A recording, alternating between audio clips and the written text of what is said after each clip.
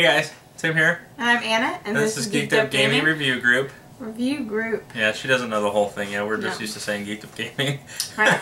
And today we're going to be doing a, basically just talking about and telling you what we think of a game that's not quite out yet called Bitcrawl. And this is a game that is made locally. It is going to be... As far as we know.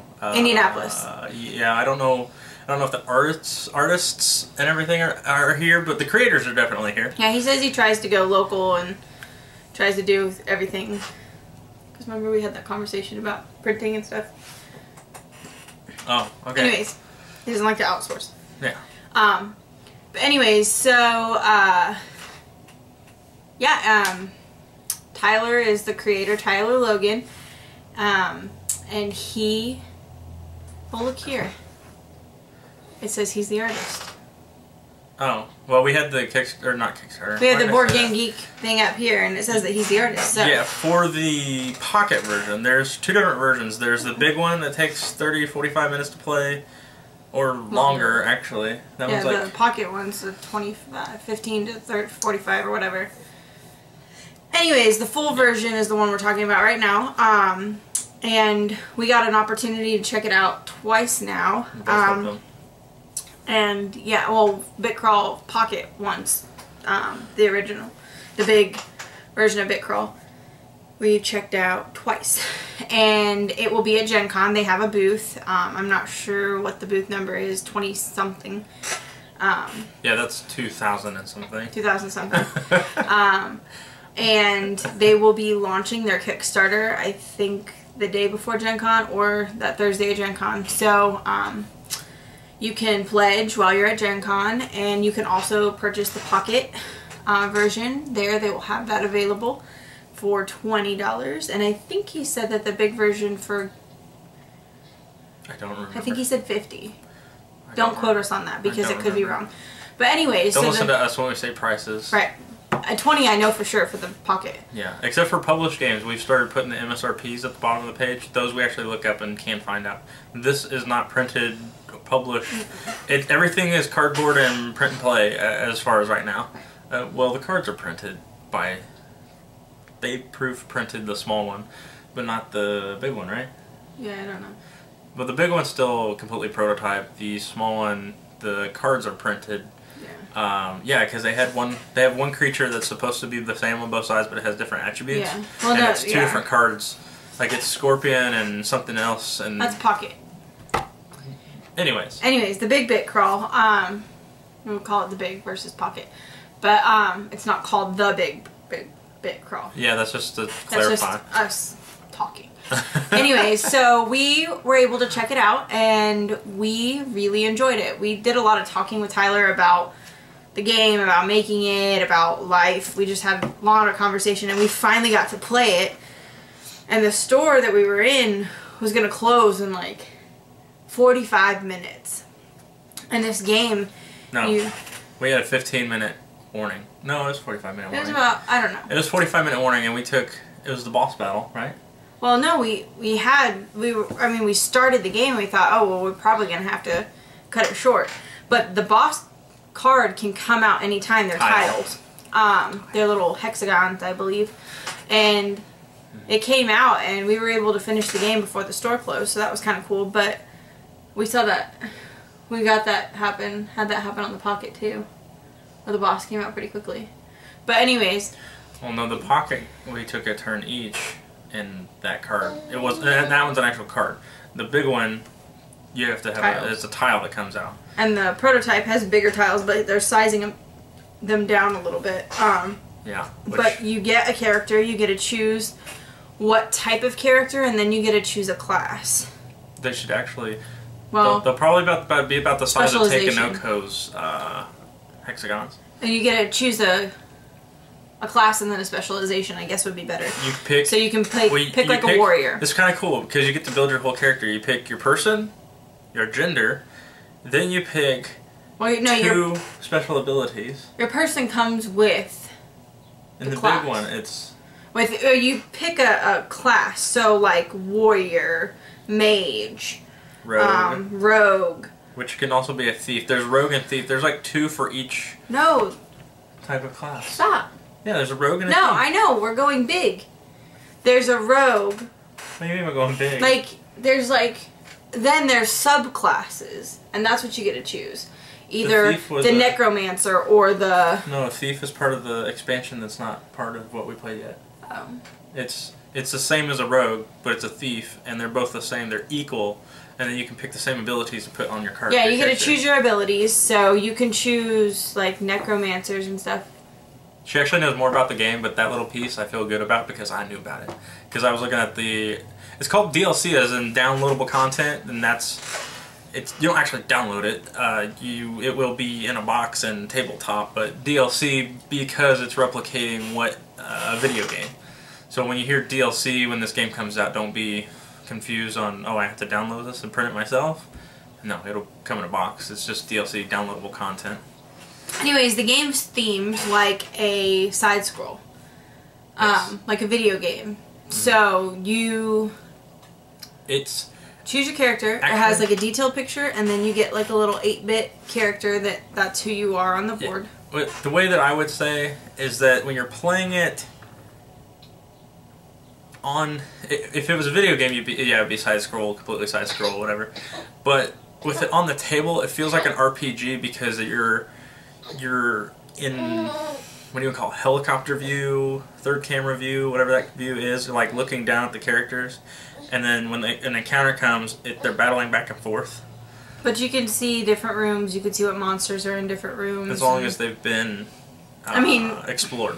Right. So, like, the fighting mechanisms are really cool. You have agility, which can block fights, which every fight you go through, someone can block when you're attacking. You can block when you're being attacked. But the funny thing about the fights is that if you have 3 monsters come out, by the time you get done with those monsters, you think the game has ended, and no, that was just the encounter. You keep going until those monsters are dead. There's some people that can run away, but they still only get one. Basically, you start off the game with 3 actions. You get 3 actions each turn. Once there is a creature or a monster out, you are down to 1 action per turn. Yeah, and it doesn't. I don't want to say that. It doesn't drag the fight out. No, it limits your abilities. So you can either run away. They'll chase you. Or you can attack. That's where, if everyone leaves a room, then they're going to chase everyone. But if you leave the room and there's still people in the room encountering, you can do other stuff, then but you still only get one action per turn. But if you go to a different room and you run into an encounter, then you're by yourself. And you're pretty much stuck there trying to defeat monsters and probably going to die off. And then you have to reset. All your loot drops right there on that tile, which is a cool thing. When you die, you don't lose everything. It just drops and everybody else can pick it up. And then you start back at the starting tile. And another thing is, it's completely co-op. We didn't say that at first. It's a co-op game. They have a mechanic where you get little things you can equip, items, potions, stuff like that. At the bottom of those, there's coin value on those cards. Yeah. And if you add up the coin value, the person with the most coin wins. We do not care who wins. We like the co-op. We play Castle Panic. We don't need a winner. But they have something for everyone. It's basically, it's just like any other co-op game. They always have that one thing that will make it who's the winner. It's probably one of those games that some people need that who's the winner, who, whatever. But me, I'm not worried about using my equipment to be the highest guy with the gold. I would rather use my equipment during the thing and just help. Like me, I went out in a blaze of glory, but I ended up doing damage to everyone. Yeah. On accident. Well, it was purposeful, but I was hoping that maybe I could do the sorry, hold it, just burped.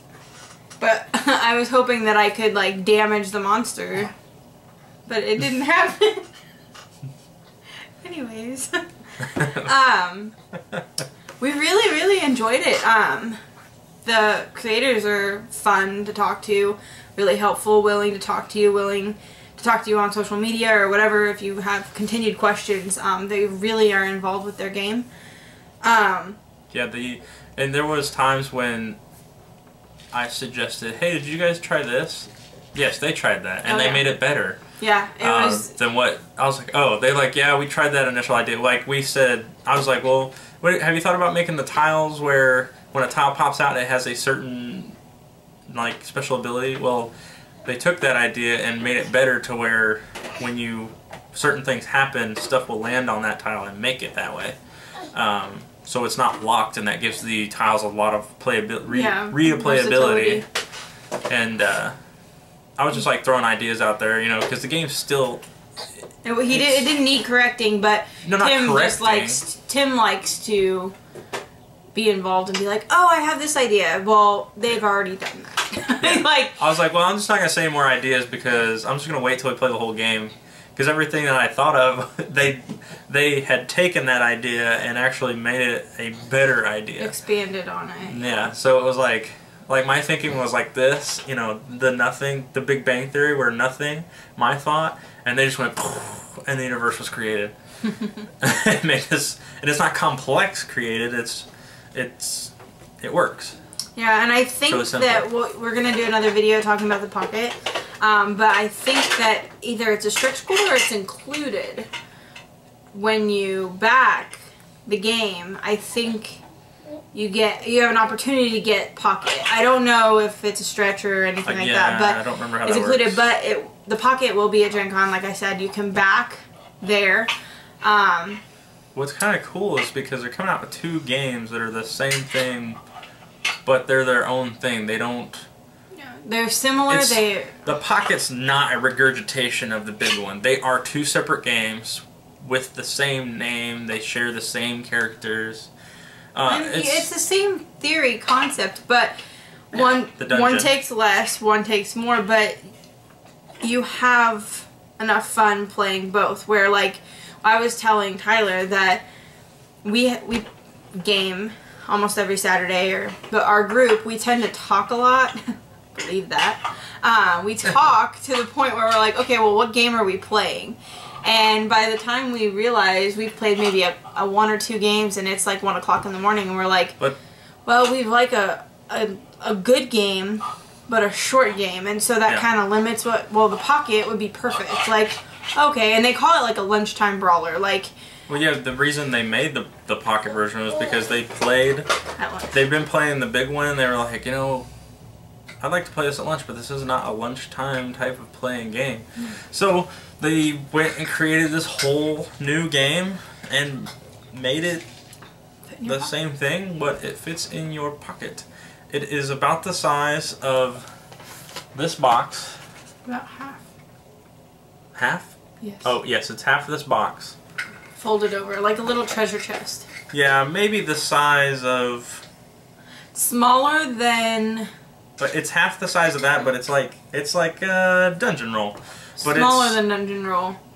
Same size. Not as tall as dungeon roll. Yeah, Munchkin cards. The size of Munchkin cards is the size of the box circumference-wise. Yeah, mini cards. Well, the box is not... You get little tokens with it. Anyways, we're not talking about Pocket right now. It's hard not to compare the two because they're both coming out at the same time. They're both amazing. They're both, you should have them on your shelf when it comes out. They're both, you should back it. Right. I think that he said, what did he say that their goal was? 5,000 or something? It was a small goal, and we think that this game will blow it out of the water. Yes. I think that this And I'm saying this now, so when he sees this video, he'll know.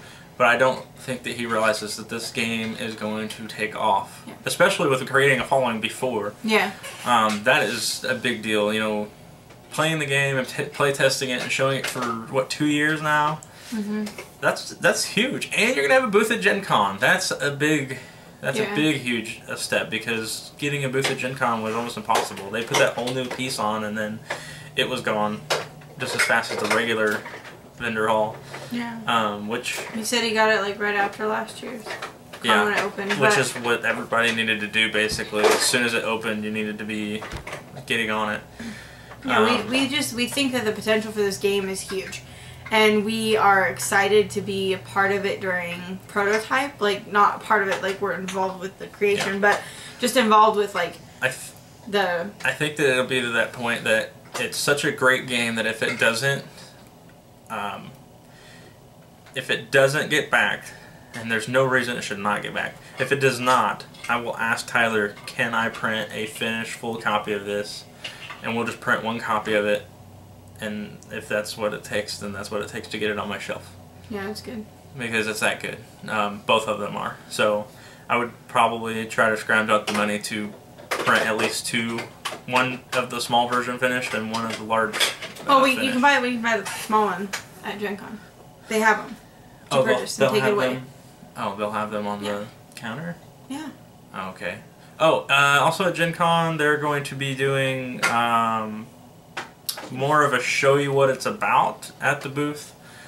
And then later on in one of the big rooms where they're doing the free gaming areas, if you want to play a full run through, go there. That's where it's going to be. Yeah, it's free gaming, so you don't need event tickets. Yeah, no pay to play on this. Ask him where they'll be because he knows. Tyler knows. If you're going to Gen Con, play the game, check them out, back them, because we're really excited about this one. This is one that we. Yeah. I wish I had at least a prototype to play it. Yeah. To have all my buddies come over here and play it. It's really cool, and I've been really into the 8-bit thing, and I know that's like the theme right now. I'm a big fan of the 8-bit. You know, it takes me back to playing Zelda on Game Boy and Pokemon and Nintendo, which I think they were 16. But anyways, 8-bit. The old Duck Hunt. Is there anything else that you want to say about it? No, just back it. Check it out at Gen Con. I mean, we'll show you a playthrough that we weren't playing. We were there and we filmed some other people because we'd already played it and there were people who hadn't played it, so we let them play. The video that you see playing underneath my chinish area, that'll be the same video that I'll post separately so you guys can see the whole gameplay, and it will take probably about an hour and a half. It's actually 1 hour. I think it's exactly 1 hour and a few seconds long. I think it was 1:00:07. So it'll be at least an hour to watch it from start to finish, which I'll go through it and kind of I'll mark the beginning of how you start to play, and then I'll mark it at the end, so you guys can just click the links on that, and then it'll send you right to how the game ends and how the game began. Oh. If you don't want to watch the whole thing through. What? You can also play... Isn't there... That's it. There's just the small one and the big one. No, but the big one, how many players? He said that with expansions it's up to 16 players? It's a lot. Yeah, with the downloadable content, the DLC, there's a lot. You can actually play it by yourself, too. But you play 3 people. He said 3 to 4. But I would be that one guy that would try to solo it. Those monsters are harsh. Yeah, I wouldn't run in there without 2 other players. If anything, if you're going to try to run it by yourself, I would at least get the cleric so you can heal yourself. And the co-ops, it's not easy. We lost. Yeah, it's like a cloth mage trying to go into a level 90 dungeon and you're only level 5. And if the boss comes up before you have equipment, ouch. Anyways, lots of laughs, lots of fun. Check it out. Yeah. So, like I said, we'll post the video, and if you guys want to follow them at BitCrawlGame on Twitter, it's at BitCrawlGame. Not BitBrawlGame, not at 8 or anything like that. At BitCrawlGame. Okay. And then at L_M_Studios is their company name. If you want to follow them on Twitter as well. And I think they have Facebook pages, I think. I don't know. I haven't liked them if they do. You should. And if you want to follow us, we are at Geeked Up Gaming and then the number 1 on Twitter. And then you can follow her also at Bear Bummies, BAREBUMMYS. We cloth diaper. I'm not stripping or anything. Yes, not Bear Bummies as in adult bear erotica. bummies. Baby bear bummies. They're cute. But yeah, it's about cloth diapering, and it's her Twitter account, so I figured I threw it out there. I'm not on it often, but we'll try. Yeah, it's just now downloaded to her phone, so now she gets all the stuff I tag her in, finally. Also, Instagram at Geeked Up Gaming review group. Actually, it's just Geeked Up Gaming. Pinterest and all those other places. You know, all those cool media sites. Show. And everything. And, yes, we got our new shirts. Yeah, we finally got shirts in. So when you guys see us at Gen Con, please look for the giant Minotaur on the chest of us. Cool and thing not about the one in the balloons. Yeah, that's what I was going to say. At Gen Con, they're actually doing a, and actually, me doing this didn't help because the video's right there. Don't put on that part. Anyways, she found a thing and sent it to me. She goes, you have to check this out. I'm like, okay, so I'm like reading it. The guy that does the balloon structure, that did the dragon and then did the Cthulhu and all that, is actually doing a Minotaur at this Gen Con. So we were really excited. I was like, well, yeah, hell yeah. You know, the Minotaur with armor and everything. So yeah, we're going to be getting our pictures with that if you guys want to join us. I don't know what day. Probably Sunday when it's probably finished. But we'll take pictures as it's progressing. And if you guys follow us on Instagram that can't make it to Gen Con, here in less than 35 days, I think is the counter right now. Follow us on Instagram and I will post a bunch of pictures. I will try to. With volunteering, it's probably going to be limited, but I will try. And then if you see our shirts, here's the front. Let's see if I can Should have just held up the back. Anyway, it says Geeked Up Gaming has 4 or 5 of our accounts on the back. Yeah, there you go. Here we go. So, if you see us, say hi. Or anyone wearing it, say hi to them too, because we've got a couple other people. Yeah, we'll have a couple people floating around with a shirt on. And I'll also have stuff to give away. So if you guys don't see us with my backpack, then you can get a hold of them and then they can find out where we're at. And then I got a fuzzy in my mouth. Anyways. Alright, so I'm Tim. I'm Anna. And this is Geeked Up Gaming Review Group, and Holden is over there tearing stuff up. And we'll see you later. So go check out Bit Crawl Game from LM Studios. Logan Tyler. And I'm sorry, Tyler Logan. I'm sorry. Tyler Logan. I'm sorry, partner. I don't remember your name. I know it's M in your last name, but that's all I remember. Morgan? No? I don't know. Okay, we'll see you later.